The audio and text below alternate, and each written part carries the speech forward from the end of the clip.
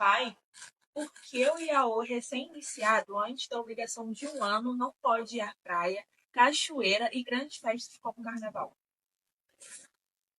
Iaô e obrigação de 1 ano. O Fari e o Oducan. Fari é a feitura, Oducan, obrigação de 1 ano. Esse espaço de tempo que compreende para o seu fechamento de corpo e finalização do primeiro ciclo iniciático na obrigação de 1 ano, acontece que todo Iaô, ao fazer o santo, ele presta muitas homenagens aos seus antepassados, faz ebós de grande força energética, como por exemplo, chamado ebó Iku.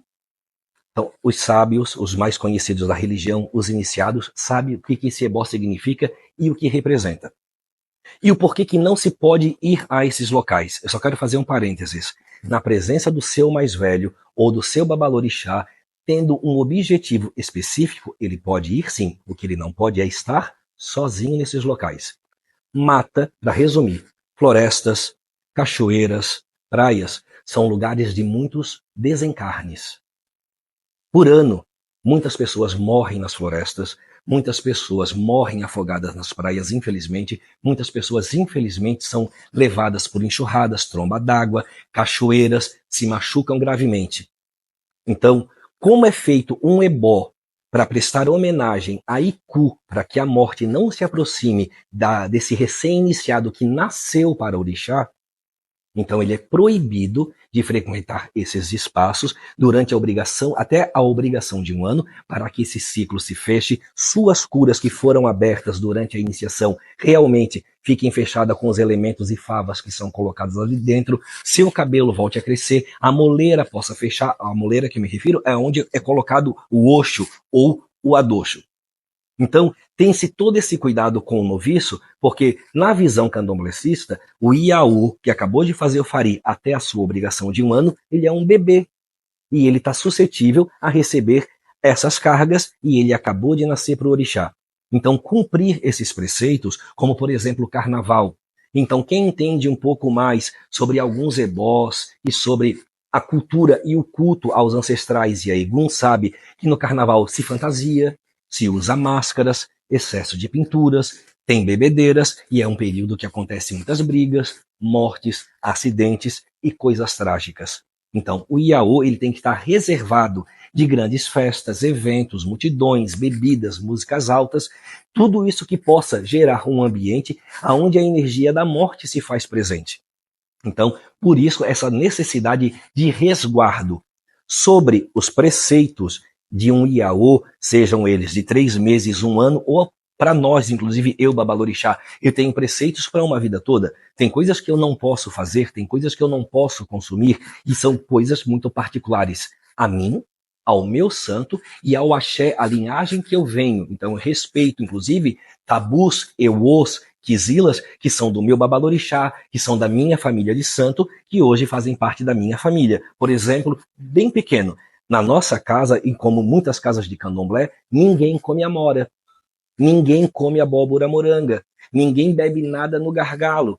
Então são pequenos preceitos de grande importância, porque o tamanho do ebó não significa eficácia. Lembremos das pipocas, o deburu de Omolu. Um simples saquinho de pipoca estourado na areia da praia, da forma correta, rezada no pé do santo, cura coisas que às vezes a medicina não cura. E nós do santo sabemos dessa realidade. Então, por isso a necessidade do resguardo e de cumprir bem um preceito. Um preceito mal cumprido, toda a proposta da iniciação, todos os sonhos, todos os pedidos, eles vão por água abaixo. Então, se você não tem consciência situacional para se abster até 3 meses de festas, roupas coloridas, bebidas alcoólicas, relações sexuais, vícios, abrir mão de algumas comidas e bebidas, tudo isso vai gerar para você um grande problema. Então, comparar um preceito e o que não pode é como, de repente, você ir num estado muito ruim para um hospital e seu cérebro, sua cabeça é aberta e é mexido no seu cérebro. E você vai ficar de resguardo, inclusive, durante até, às vezes, 6 meses, 8 meses. E durante esse período, por prescrição médica, você não pode beber, você não pode fumar, você não pode ter relações, você não pode ir a determinados lugares, porque senão toda a cirurgia que você fez vai por água abaixo e todas as doenças que você tinha e problemas que você tinha, eles vão voltar e quem sabe de forma pior.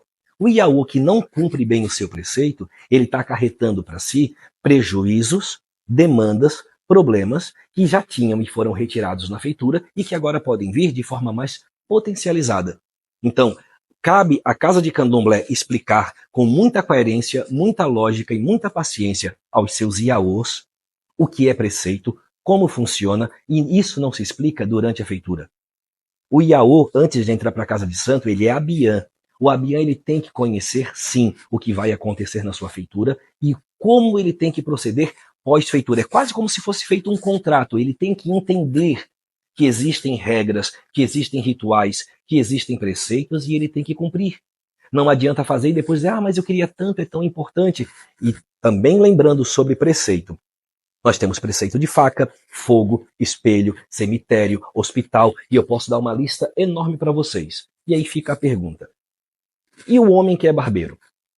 E o homem que é açougueiro? E o homem que é pescador? E o homem que é coveiro? E a pessoa que trabalha no hospital? A pessoa que trabalha no necrotério? Então ela não pode fazer santo? Por favor, né, gente? Não sejamos radicais. Para cada situação, existe uma ritualística a se seguir. Porque durante meus 3 meses de preceito eu não posso mexer com fogo, mas eu sou cozinheiro. Então vou ficar 3 meses sem trabalhar? Durante 3 meses eu não posso mexer em nenhum objeto de corte, não posso me ver no espelho, mas eu trabalho com beleza. Então como é que eu vou trabalhar no meu salão? Eu trabalho na área da saúde, mas quem faz o santo não pode ir ao hospital. Como assim quem faz o santo não pode ir ao hospital? A gente não vai no hospital, acho que ninguém vai no hospital a troco de nada.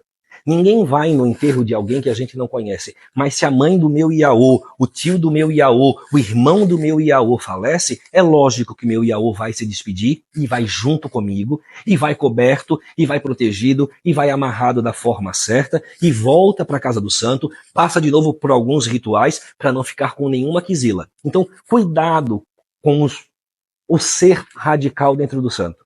Porque existem preceitos. O cara não trabalha com espelho, o cara não trabalha com tesoura, ele pode ficar 3 meses sem mexer no espelho e na tesoura.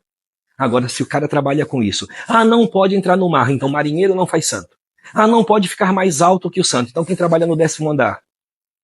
Então vamos parar, é um pouco de ignorância, as pessoas estão pegando assuntos aleatórios, jogando fora do contexto e criando uma outra narrativa. Orixá não é isso, orixá é uma consciência de uma inteligência acima de tudo e de todos. Orixá sabe o corre, orixá sabe a luta, orixá sabe a dificuldade de todo mundo. Então, às vezes, aquele coveiro, aquela pessoa que trabalha no necrotério, aquela pessoa que trabalha lavando um corpo, é a pessoa que mais precisa fazer o santo. E ela tem que voltar a trabalhar. Depois daquelas férias que ela conseguiu de 20 dias, 30 dias, ela tem que voltar para o serviço. Até para pagar a feitura, para dar conta da sua própria vida. Então, sejamos menos radicais quando for se falar de preceito, porque para todo caso existe, não é uma exceção, existe uma ritualística que comporta essa ideia.